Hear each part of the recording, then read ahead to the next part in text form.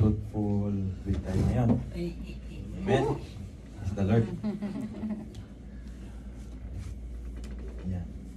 Okay na kuya? Okay na po. Ready na po ba tayo lahat? Amen. Amen. Amen. So, Amen. sige po. Ito to. Praise God. Amen. Sige po, mag-umpisa na po tayo. Yung ating, hindi po makita. Galing niya, Chris, parang hindi ka napaksinan na. Yung text verse po natin ay makikita sa Matthew 8, verses 5 to 13. Actually, matagal ko na po talaga siyang gustong anong studyhan or i-meditate tong verse na to. So, inaano ko po siya nung nakaraan pa na Lord, ano kayang ibig mong sabihin to? Kasi parati kong dumadaan din dito sa verses na to. So, ito po yung yung centurion. Amen. So, yan po. So, sabi dito, when he had entered Capernaum, si Jesus Christ, a centurion came forward to him, appealing to him, Lord, my servant is lying paralyzed at home, suffering terribly. And he said to him, I will come and heal him. But the centurion replied, Lord, I am not worthy to have you come under my roof, but only say the word, and my servant will be healed. For I too am a man under authority, with soldiers under me, and I say to one, go, and he goes, and to another, come, and he comes, and to my servant, do this, and he does it. When Jesus heard this, he marveled and said to those who followed him, truly I tell you, with no one in Israel I have found such faith. I tell you, many will come from the east and the west and recline at table with Abraham, Isaac, and Jacob in the kingdom of heaven, while the sons of the kingdom will be thrown into the outer darkness. In that place there will be weeping and gnashing of teeth. And to the centurion Jesus said, go, let it be done for you as you have believed. And the servant was healed at that very moment. Amen. Salamat po sa panalangin. Panginoon, muli Panginoon, malapit ako sa iyo, Panginoon. Maraming salamat, Lord, sa araw sa gabi ito, Panginoon. Panginoon, yung pinagkuklod, tipon-tipon, Lord, para sa aming prayer meeting, Lord God. Lord, kung po, Lord God, muli, Lord, ipapakumbaba, Panginoon, Lord. At maraming salamat, Lord God, sa araw na ito, Lord God, sa blessings, Lord God, sa buhay, Panginoon, sa gift of life, sa gift of friends, sa gift of family, Panginoon. Truly, Lord God, na nandito kami, Lord God, to serve, Lord God, not to be served, Panginoon. As what you did, Lord God, here, Lord God, Lord, Panginoon. At Lord God, teach us, Lord God, to have a teachable heart, Panginoon, and to follow, Lord God, your will and your ways, Lord God, in every way, Panginoon, in our lives, Lord. Muli, Panginoon, promise ko, Lord God, ang pasensya ng banal na Espiritu, Holy Spirit, so again, also in this place tonight, and feel and overflow this area, this room, with your presence, and kung ano man ang iyong ipaparating sa amin, pagpapala. And ito, Lord, ay aming mabitbit, maangkin at makain, Lord God, in our, ma-feed namin yung spiritually, Lord God, ang aming katawan, Panginoon, Lord. And acknowledge, Lord God, that my understanding is maliit lang lamang, Lord God, but ikaw, Lord God, ang nagsusupply, Lord God, sa lahat ng ito. Lahat ng lumalabas, Lord God, sa aking mga bibig, Lord God, sa aking pag-iisip, sa aking puso, Panginoon. Alam, Lord God, na ito, Lord God, ay nanggagaling sa iyo, Lord God, at may gusto kong iparating sa gabi ito. Panginoon, muli kami napapasalamat, tinataas, pinapakila ka namin, sa iyong pangalan. In Jesus' name we pray, and with the guidance of the Holy Spirit. Amen. Amen. Yan po. Yung centurion. Yan. Oo. Ano ba yun? Ayun ako yan. Yan. Yun. Tawag ito? Ano ba yung pagkakaintindi natin sa centurion? Diba? That time, ano yung centurion?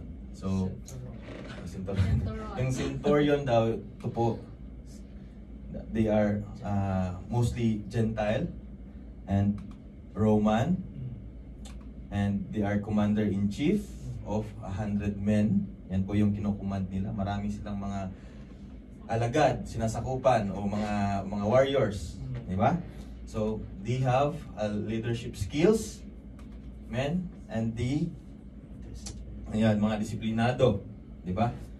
And they are experienced in warfare, di ba? Sila yung mga, kumbaga pag may nakita ka siguro dati ng mga centurion, siguro matatakot ka, no? Kung ikaw yung andon, kasi they are respectable, they are yung matataas na na rank, di ba? Hindi lang rank and file na mga soldiers, but they have their own tawag nito, nasasakupan, di ba? So pag dumaan siguro to sila na nakakabayo dati, siguro parang ikaw, uy, nandiyan na tara. Baka mamaya masali pa tayo sa mga kung may mga guluman, madampot pa tayo. Siguro yung mapipil natin din dati, no? So yun yung characteristic. Pero dito po ay yan. When Jesus entered Capernaum, di ba? So lumapit sa kanya yung centurion. So sabi diyan, ang gusto ko kasi kumbaga, gusto kong ilagay yung self ko kung bakit kaya nagawa ng centurion to na lumapit siya kay Jesus Christ. No? Bakit kaya nagawa ng centurion ito na sa karami-rami niyang isip, powerful siya, may pera siya, may talent siya, may money siya, may intelligence siya, kasi hindi ka naman mapupromote sa sasakupan pag wala kang ka lang, kung hindi ka skilled sa tawag nito, yung edukado that time, di ba? So yun po yung kasi meron naman silang physician, meron naman silang doktor, meron naman silang gamot, o meron naman silang mga bakit kaya, sabi ko. So but this centurion, sabi diyan, was supplicant, meaning he is a person who prays to God. Sabi ko, lahat ba ng mga Roman dati nang hindi nakakakilala sa Panginoon? Kasi pinipersecute nila ang mga Christians, yung Christian faith, di ba? Tawag ito, malakas sila tawag ito, sita o basta persecution. So sabi ko, ano kaya yung so, kasi sabi dito sa pangalawa, yan, supplicant, then he is a godly man. Ito yung continuation dyan. He is an example that God has his remnant. Yung ibig sabihin, small minority of people who will remain faithful to God. So among all sorts of people, because sabi ko, galing tayo kay Adam and Eve, and then kay Cain and Abel, di ba? And then kay Abraham, and then kay Shem, Japhet, di ba? Lahat nun kasi ando na yung works ng Panginoon, nakakakilala sila sa Panginoon, di ba? So saan sila galing? Doon din naman, di ba? Doon din naman sila galing. So when nilipon ng Panginoon through flood, di ba? Ang natira, di ba, si Noah, si Shem, si Japhet, di ba? Yung tatlo niyang anak, yung main doon. So yung mga siblings noon, tayo, sila, lahat, di ba? Hindi naman, may nakakilala talaga sa Panginoon, di ba? So isa itong example, itong Roman na ito, na he is godly, di ba? Unlike he has a role na, although he is Roman, he has a role na i-enforce ang law, Roman law, di ba? But he is godly. So the same po dito na sinasabi na, like ako, Pilipino, we are remnant, di ba? In a Filipino citizenship or a Filipino na lahi, no? We believe in God, we praise God. But also in India, they believe also in God. But they have different nationality, di ba? They have different nowadays lahat ng mga lahi ngayon ay may kinikinala ng Panginoon, di ba? They believe in God. So, yun po. And then, this centurion shows humbleness. So, when Jesus came to Capernaum, this centurion asked Jesus Christ humbly and addressed him as Lord. Sabi niya, Lord, sabi niya dito, Lord, my servant is lying paralyzed at home, suffering terribly. So, in-address niya po ang ating Panginoong Jesucristo na Lord, di ba? So, ma-imagine mo, di ba? Di ba? Centurion siya, dapat siya yung tawagin na Lord, di ba? Sa mga servant, Lord, may your majesty, ano bang uutos mo, ano ba yung gagawin ko, di ba? Kung ikaw yung utusan, ikaw yung alalay. But siya, di ba? Nagpapakumbaba siya, di ba? Kasi tinawag niya, in-address niya ang ating Panginoon na Lord. So, this centurion shows humility also. So, someone who doesn't think of themselves as better than anyone else. Di ba? Sabi, no? So, hindi niya tinink na his highest rank, di ba? But he shows humility. No? We have read regarding the story of the marami po tayong nabasa na siguro may nabasa na po tayo sa Bible na yung parents, di ba? Ay lumapit kay Jesus Christ, di ba? Yung si yung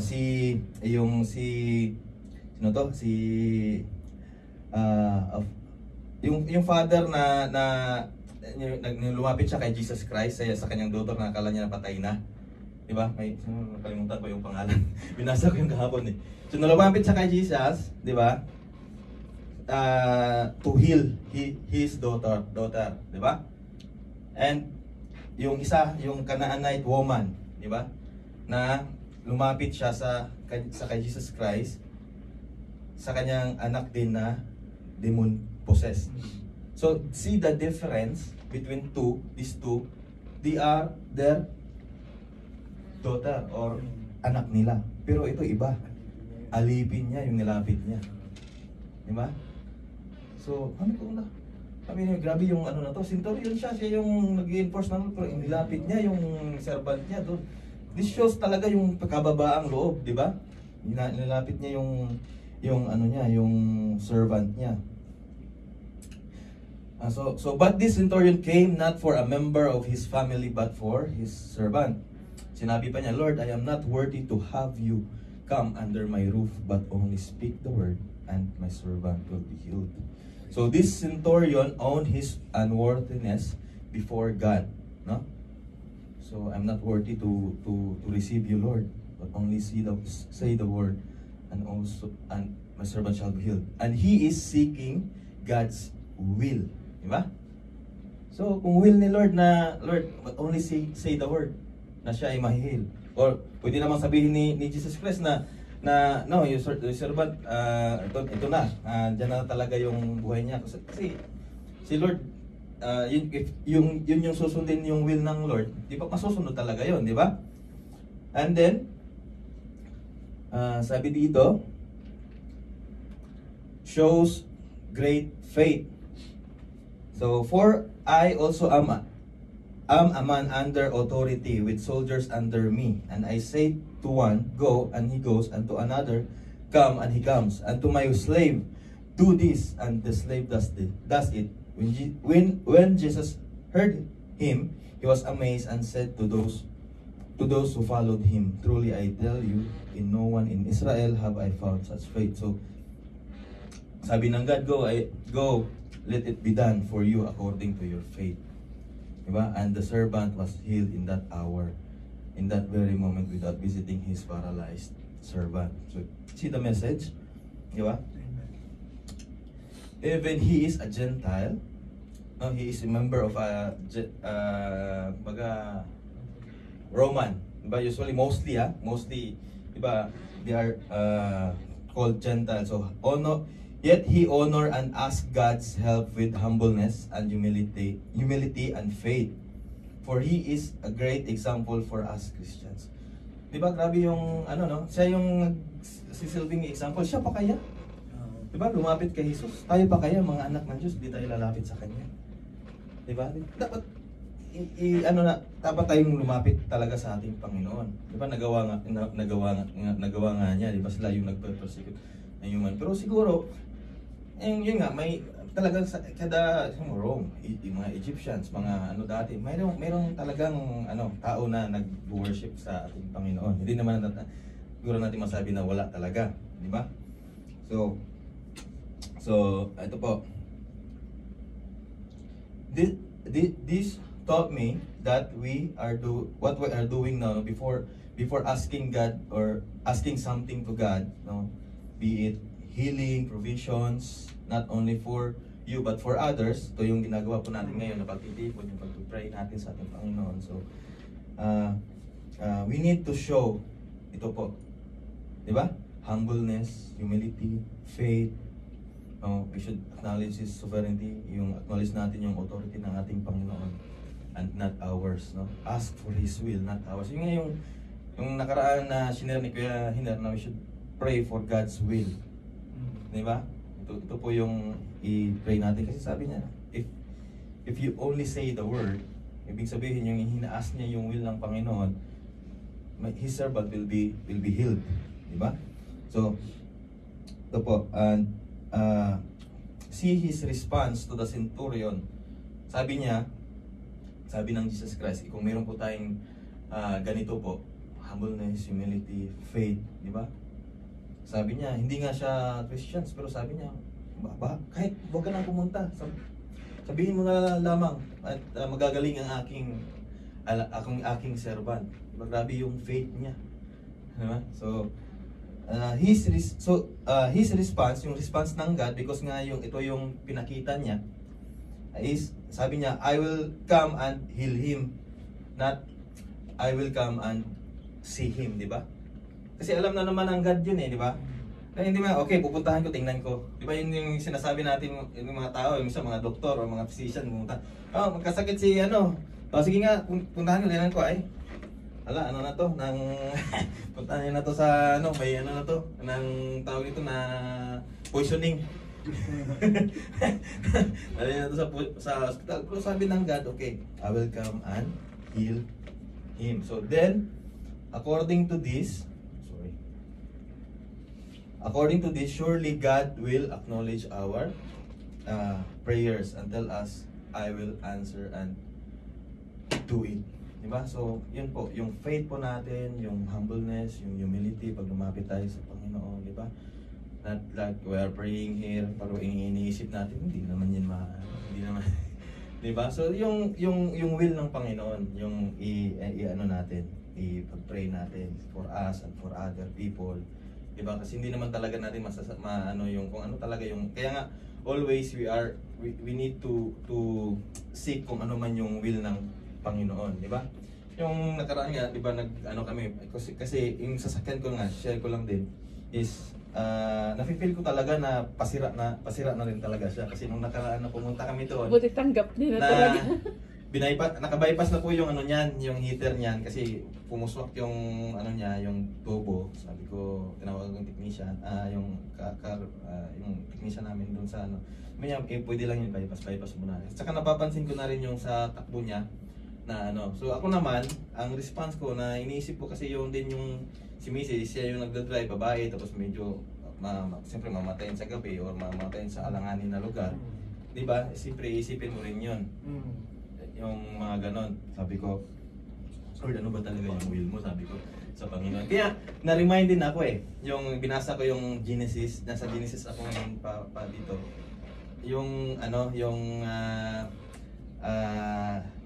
yung servant ni sino yung in-arrange marriage doon sa unang nakalimutan ko. Si Rebecca. Yan si Rebecca. Si Rebecca tsaka si Jacob. Ayan si Jacob. Diba sabi ng servant na, Lord, kung inutosan ako, so hindi niya alam kung ano yung confirmation ng God Sabi niya, kung bibigyan ako ng tubig, painumin ako, tsaka painumin itong kabayo ko, ito na, siya na to. Diba? Sabi niya, nung pumunta si Rebecca, sabi niya, binigyan na ng tubig, tapos sabi niya, papainumin ko rin yung kabayo, di ba? Or yung camel. Camel pala. Walang kabayo. Wala kabayo. So yan yun. So yan pala din yung yung dapat talaga tayong mag-seek ng confirmation sa ating Panginoon. Yan din yung mga isang napastan. Sabi ko. Ngayon, tapos unang-una, nag-apply ako, sabi nung Kasi mayroon akong lumang salary certificate, sabi niya, hindi, kailangan ng bago, kumuha ako ng bago. Kasi hinahabol ko kasi yung pag-exit ni mama sa Bahrain kasi para may magamit kami. Mama, tirikan ako ng sasakyan papuntang Bahrain, di ba? Yan yung ko. Hinaalala ko yung bata kasi mainit na ngayon eh. Hinahabol ko, sabi ko, sa Bata manager, pala. tutulungan mo ako. Pang-face niya talaga yun. Kukuha ka na kuya ng bata lang. Oo. Oo na talaga. Kukuha ako ng bago, pero inihingi ko nga din yung will ng Panginoon, yung confirmation ng God. Sabi ko, kukuha ako ng bago, Lord, ano ba yung, kailan ba? Sabi ko, kailan mo ba ito ibibigay? Sinabi ko yung salary certificate, sabi niya, hindi, kailangan ko ng bago, ganyan-ganyan. Sabi niya, tapos, di ba meron kasi kaming yung housing advance. Yung housing advance namin, sabi niya, yung housing advance, yung salary na na-receive mo sa bank, ba't iba yun dun sa salary certificate? Sabi niya, palagyan mo ito ng ito na mayroon kayong salary advance. Sabi ko. Tapos 1 week na kasi nahabol ko nga, nag-apply na ako ng leave May 1 and 2. 1 and 2, approved na yung leave ko, papuntang Bahrain. Kumuha na rin ako ng visa ko, kinuha na ko na rin si Pres ng visa, siya na lang kasi hindi ko na siya under. Sa ibang na siya eh. May mga visa na kami. So rin to kinantay ko na lang talaga yung sasakyan. Bahala ka na sa buhay mo. Sabi ko, Lord, kung ito ay papasok tong salary certificate, sabi ko, I need your confirmation. Sabi ko, tapos sabi nung salesman, sabi niya, hindi, kailangan namin ipasulat mo yung sa salary certificate mo na ito mayroon kang advance na ganitong amount kasi para mag-match dun sa salary every month ko na nare-receive tsaka yung salary certificate. Sabi ko, sige, punta ako dun. Nabalitaan ko na nakalip yung presidente namin 1 week. Nakalip yung presidente namin 1 week. Sabi ko, kailang akyat ako dun sa manager, sa payroll namin sa head office. Sabi niya, ganyan, kasi kinausap na rin ng babaeng admin namin. Bigyan mo na kasi salary certificate yan. Sabi niya, wala nang payroll. Sabi ko, di ba pwedeng ng digital? Sabi ko, inisip nga, sabi niya, hindi pwede, pero hindi niya na-explain bakit hindi pwede. Pero ako sa isip ko, alam ko na kasi confidential yun eh. Kasi ando na yung salary mo, hindi naman mahirap na i-send sa email, di ba? So maraming makakita. Yun. Okay, sige Lord, natayin ko. Ngayon, kaya nakita ko ngayon kayo na doon. Let ka na kuya, habang ando kami ni Mrs. Pinauna ko na sila, andun ako. Wala pang Chamber of Commerce yun kasi wala pang nag-bug down na yung system fail yung Chamber of Commerce sa hapon. Nakuha ko na kaninang hapon yung bago, tsaka nandun na yung mga requirement.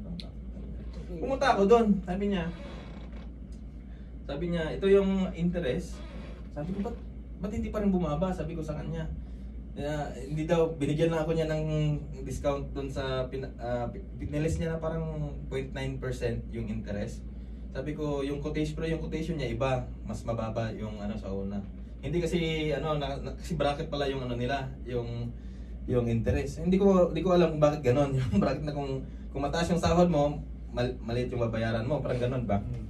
So sabi ko, Lord, hindi pa talaga to sabi ko, di ba lahat ng kinakonfirm ng God, sabi ko. Pero umuwi ako, isip ko talaga, nakatingin ako sa quotation, sabi ko, pagkakaiba rin. Ano ba Lord yung gusto mong lakad ako ng lakad, so sa lakad pa ako ng lakad, send mo nga yung quotation ng luma. Pinag-isipan ko, mention mo dito lang, ba't hindi pa, ito, hindi mo ito So inisip ko na lang, na siguro hindi siguro pa will ng Lord, di ba? So maybe later, I don't know, because maybe baka mamaya makuha ko yung sasakyan kasi hindi natin alam kasi sa dapat supposedly this week kami aalis or last week ba? This week. So maybe may mga ma-meet kami ng mga accident, mga aberya. Siguro hindi pa pinarmit ng God. Yun yung iniisip ko. Siguro Lord. Baka pwede na online. Yun. Sabi ko sa kanya. Sige Lord, mag-aantay ako kung kailan mo ito ibibigay. Sabi ko sa kanya. Yun. Hanggang ngayon, ko pa. I-check ko pa kung anong gagawin ng Lord sa mga susunod. Nakatanggal pa ni Lord yung worries mo. Hindi naman. Ayaw mo daw kasi bitawan si Itim. Hindi, pero may nag-confirm naman si Lord kanina. Sabi niya, okay, tanong mo si Kuya Jam kung ano yung process niya. Baka mamaya hindi na need na mapumunta pa ng Bahrain. Sinigastusan daw kayo. Yun na, oo nga, no, sabi ko, baka hindi na rin pumunta ng Bahrain, baka mag-okay tomorrow yung ano niya, hindi yun na lang din yung susundin ko. Di ba? So, yun po yung ano, so huwag po tayong magsura-sura. Di ba? Sura. Ako gustong-gusto ko na talaga, pero si Lord pinipigil ng God eh. Sabi ko, Nagigigil na siya eh. di ba? Yung mga feeling na drive ko na, pero wala pa rin. Mahirap kasi Diba? Alam niyo yung feeling na yun, kaya Rod, kaya Christian, di ba? Kaya Ener, kaya Eduardo, yung mga driver, yung may bago. Pag mga amoy lahat, Kasi, bago. No? Parang, Ako naman yung maganda. Pinapangahasan na kaagad ni Abi sa kanya ng mga malalaki. Pero Pero hindi tinitest yun. yun yung dapat dapat yan din yung pakaingatan din natin. Yan, dapat isipin din natin na wag din talagang magpadali-dali ng Amen. So, yun po. Yun lang po. Lahat, may the peace of the Lord be with you and God bless us all. Amen. Kaya pala worry. Kaya hindi kita pala natamahan. Amen. Praise God po. Okay, dumako na po tayo. Ay, Kuya Rod, ikaw pala ang magpapaawit. I-give up na daw kasi.